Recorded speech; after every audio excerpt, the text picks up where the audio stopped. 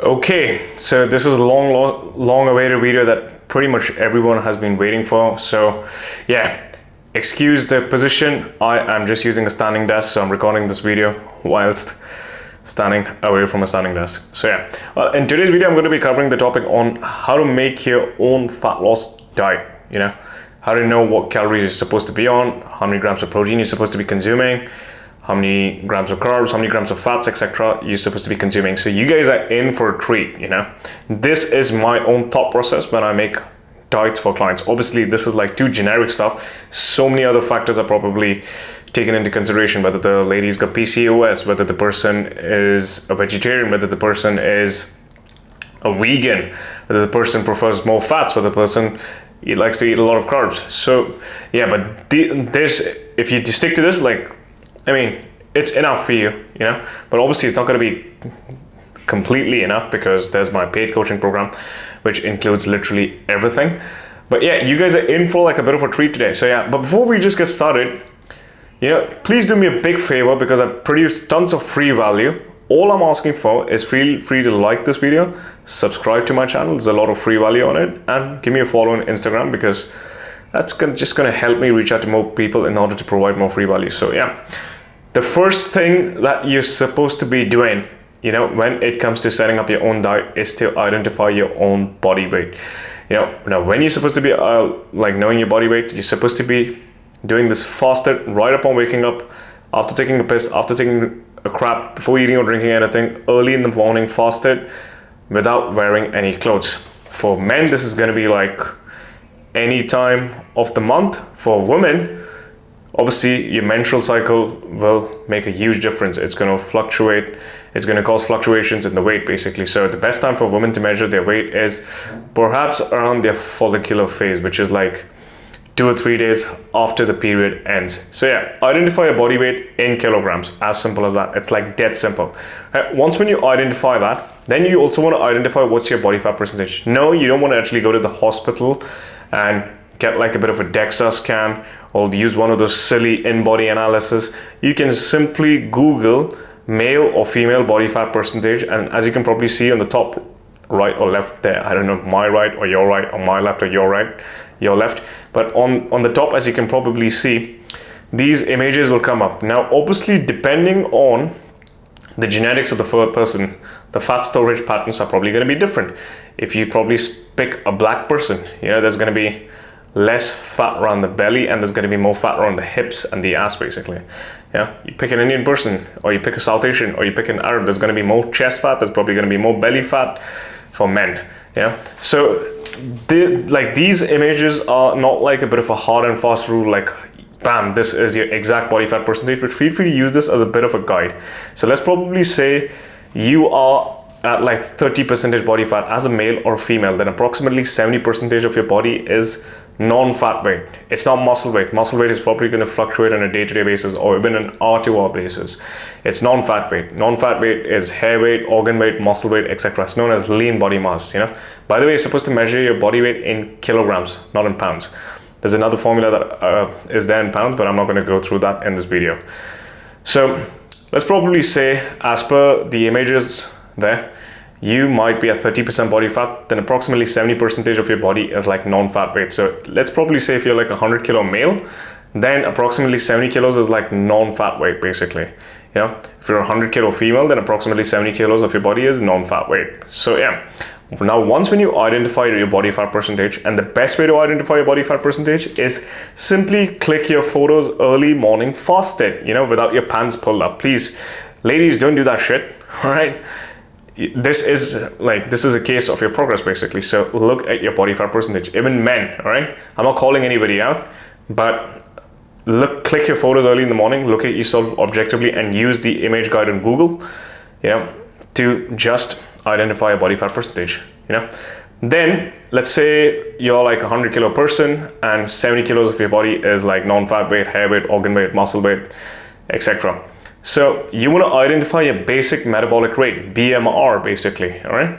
Now these are the amount of calories that you burn if you're just simply sitting in a coma, living, breathing, not doing anything, And the formula for this is 21.6 multiplied by your lean body mass. So for that 100 kilo person, 70 kilos of his body is like lean body mass. So 21.6 multiplied by 70. Now, whatever figure comes, add plus 360 on top of that. Now, the figure that you receive at the end of this equation is the amount of calories that you're probably going to be burning if you're sitting in a coma doing nothing, no exercise, you're just seated in one place. That's your basic metabolic rate. Breathing burns calories, digesting food burns calories, thinking burns calories. All of these bodily functions burn calories as well. Yeah, because of which, don't do stupid things like a starvation diet, right?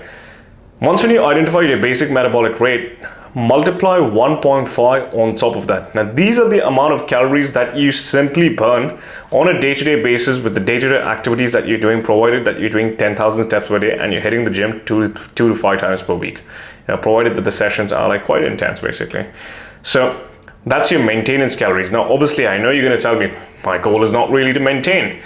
My goal is to drop body fat, basically. So you, like, for most of the people out there, you got to be in a caloric deficit. You got to be eating lesser calories than what you probably need in order for you to maintain your body weight. So let's say this equation, just for example, says that you're supposed to be in 3,000 calories to maintain your weight, provided that you do 10,000 steps every day, provided that you train 2 or 3 times per week, and you are working a normal job, basically, right?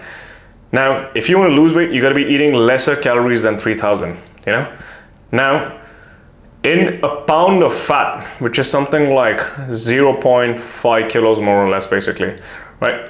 I don't know the exact equation, something like 0.5 kilos. It's 3,500 calories, basically. 1 pound of fat is like 3,500 calories. 1 kilo of fat is 7,700 calories. That basically is it. So let's say on average, you need to be for a decent rate that doesn't compromise your health, for a decent rate of weight loss and fat loss that doesn't really compromise your health, provided that you're training with weights so that you lose most of the weight from fat, you're going to be losing something like anywhere between 0.8 to 1% of your body weight per week. So for the benefit of this video, I'm just going to be taking 1% of the body weight to demonstrate an example. So for that 70 kilo guy, that's probably going to be like 0.7 kilos per week. That's something like 700 grams per week. And 1 kilo of fat is 7,700 calories in a caloric equation term. There's no hard and fast rule with regards to this, but this is just me explaining to you guys on how you guys are supposed to be measuring, how you guys are supposed to be coming towards the amount of calories that you need to be consuming. So you're supposed to, like, that 70 kilo person is supposed to be dropping something like 0.7 kilos per week. So 0.7 multiplied by 7,700 calories, because 1 kilo of fat has got 7,700 calories. You're probably going to get something like 4,950 calories as per the equation. I don't really know. I'm probably going to put in the figure on top later. So whatever figure you might get, divide that by 7. That figure you're going to get is the amount of calories that you're supposed to be eating less in total throughout the week. Divide that figure by 7. Let's probably say you get like 4,900 calories. You're supposed to be eating 4,900 calories less throughout the week. So 4,900 calories divided by 7, it's probably going to give you 700 calories per day. 700 multiplied by 7 days per week is going to give you 4,900. So that's how I've come to that figure, basically. So you're supposed to be eating 700 calories less than your caloric maintenance, which we computed before at 3,000 calories. So for this 70 kilo person, he's supposed to be consuming 3,000 calories minus 700 calories, and the figure comes up to be at something like 2,300 calories more or less, basically. This is going to be the amount of calories that you're supposed to be consuming to lose like 0.7 kilos per week. Obviously, the figure is probably going to drop as and when you get deeper in a diet, when you get lighter. Sometimes we might need to incorporate more cardio. We might need to incorporate like more steps. We might need to reduce calories. I'm not going to be covering that in this video. That's what my coaching does. But yeah, now the next important variable that you want to cover is your protein intake, because when you push your protein intake up, you're going to be retaining muscle during a diet, so that most of the weight loss created by the caloric deficit is probably going to come from fat. And when you combine that with like resistance training, weight training, you're going to be retaining muscle tissue or even perhaps growing it, basically, so that the weight loss that you do create, all of it comes from fat, basically. So yeah, the second most important variable is protein intake, basically. The second most important variable is protein intake, basically. So When it comes to protein intake, there are so many variables that you need to be considering, but you can simply ensure that 40% of your calories come from protein, or you can simply consume something like anywhere between 2 to 3 grams of protein per kilo of body weight. Yeah. So, and 1 gram of protein is going to give you 4 calories. So let's probably say if you take the equation of 2 grams of protein per a kilo of body weight for the 70 kilo guys, the person is supposed to be consuming 140 calories. Now 140 grams of protein. Now 140 grams of protein multiplied by 4 calories, because 1 gram of protein is going to have like 560 calories basically. Now 1 gram of protein is going to have like 4 calories, then 140 grams of protein is going to have like 560 calories. So these are the amount of calories which is going to be taken away by protein when it comes to the quota of your 3000 calories.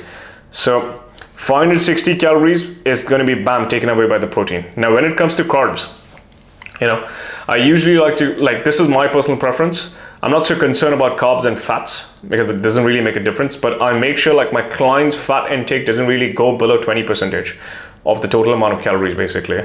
So let's probably say you come up you decided that you're going to make sure that 20% of your calories come from fat.